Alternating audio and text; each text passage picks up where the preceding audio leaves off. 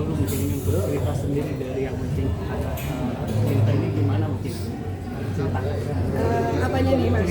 ceritanya. Jadi sebenarnya ini ceritanya tentang teman-teman yang early 20s ya, baru lulus kuliah, early karir, mereka masih mengejar mimpinya tapi juga masih di titik yang mana yang harus gue kejar ya, apakah benerkah ini career path gue dengan pekerja kantoran, dengan youtuber, dengan content creator, atau juga dengan apakah cukup nih sekolahnya di S1 aja untuk case-nya di Marsha gitu. Dan dengan balutan komedinya dan juga dengan pada akhirnya semua itu akan bisa tercapai ketika memang mereka melakukan itu dengan willing yang kuat dan juga memang support each other gitu sih. Jadi ini it's about mimpi, harapan dan juga persahabatan gitu kurang lebihnya. Nah, para pemain boleh dong ceritakan mungkin karakter kalian di sini sebagai apa dan gimana karakternya? Boleh dari mana? Oke, kalau saya Arif Brata berperan sebagai Arif namanya ya, dia seorang konten kreator yang sudah diperhadapkan dengan niat untuk menikah, namun pasangannya ya udah mau dijodohin juga. Nah itu mungkin trigger dia untuk semangat berkonten. Tapi di kosan yang sama ditemani sama teman-temannya dia yang sangat berbeda-beda background keluarganya, latar belakang dan segala macam. Namun dari sini ya saya lihat karakter Arif tuh dan semua pemeran yang ada di sini adalah ketika dia mengejar aspirasinya, yang dibutuhkan adalah koneksi yang kuat. Jadi masuk lagi tuh. Koneksi yang kuat, itu masuk ya, lagi tuh. jadinya itu yang membuat mereka semua solid dan saling support. Apalagi terutama soal asmaranya juga di Andre dan juga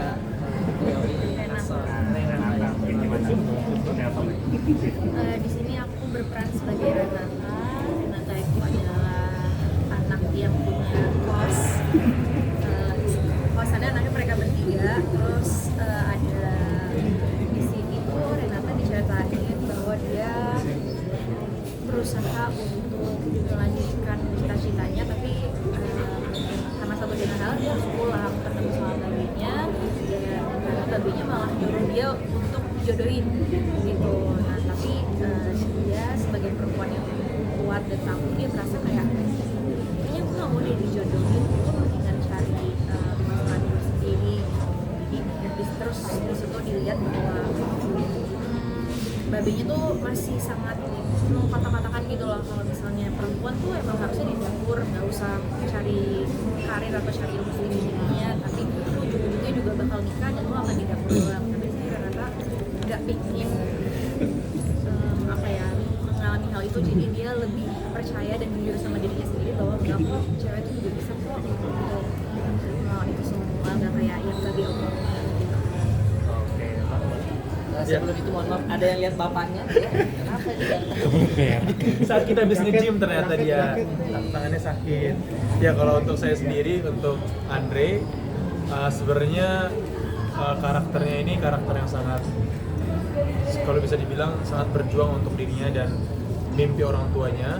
Dan juga Andre ini salah satu yang bisa, dia udah hidup sendiri, orang tuanya udah meninggal, terus dia juga memperjuangkan cintanya dan memperjuangkan mimpi orang tuanya yang gak kesampaian adalah buat toko donat. Jadinya dalam cerita ini gimana alurnya ntar itu Andre itu memperjuangkan semuanya supaya cintanya dapat dan mimpi ibunya juga. Fajar gimana? Fajar mau ngomong apa mau nangis? Ya dengar Kurang gini deket ya. biar ini Suaranya kecil banget. agak gini dengar.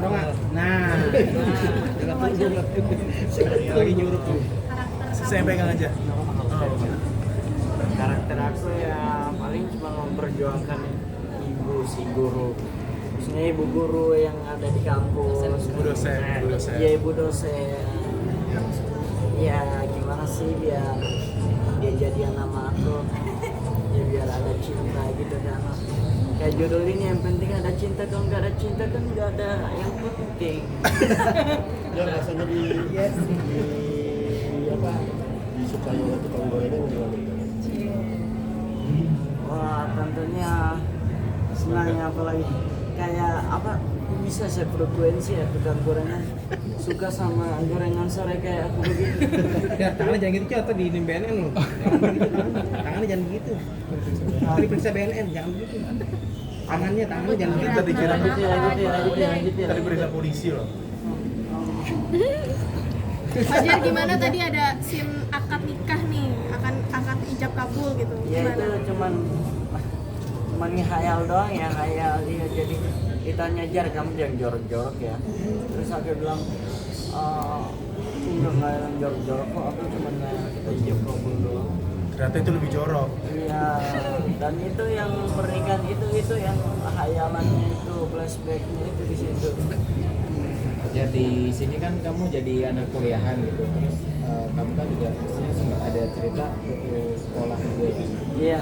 Kamu masih ada punya cita-cita atau mimpi untuk mungkin melanjutkan Iya, pendidikan atau kita apa mau sih? ikut pendidikan. Kebetulan kemarin udah daftar pakai Polisi yang udah punya polisi.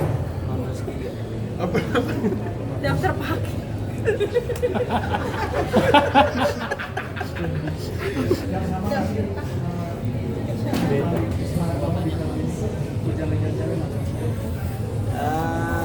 Bedanya itu kalau apa di real life-nya nggak ada kamera, kalau di apa syuting ada kamera gitu. Sama tuh. Iya sama. Bedanya Nggak ada real life kamu di PHP-in ya? iya Beberapa cewek? iya sekitar berapa ya, adalah pokoknya gitu. Ya tapi optimis dong, Marcel kita jodoh cakep. Kata-kata dong untuk kawan-kawan media.